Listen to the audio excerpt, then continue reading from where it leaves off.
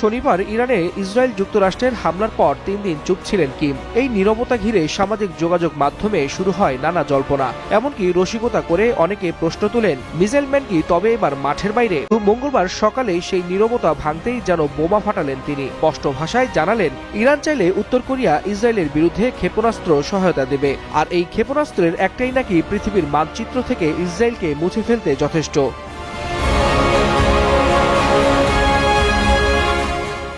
এই বক্তব্য মুহূর্তেই ছড়িয়ে পড়ে বিশ্ব মিডিয়ায়। একদিকে সমর্থকদের উচ্ছ্বাস, অন্যদিকে সমালোচকদের তীব্র প্রতিক্রিয়া। ফলে সামাজিক মাধ্যমে ঝড় তুলছেন নেটিজেনরা।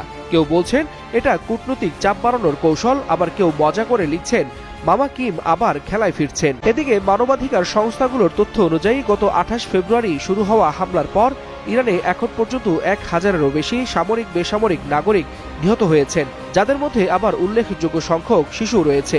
এমন বাস্তবতায় মিসাইলম্যান খ্যাত কিমের এই হুঁশিয়ারি মধ্যপ্রাচ্যে শুরু হওয়া দাবানলে নতুন করে ঘি ঢালার সমান, এমনটাই বলছেন বিশ্লেষকরা। তবে ইসরায়েল মার্কিন ও ইরান সংঘাতের বাস্তব চিত্র খুবই ভয়াবহ।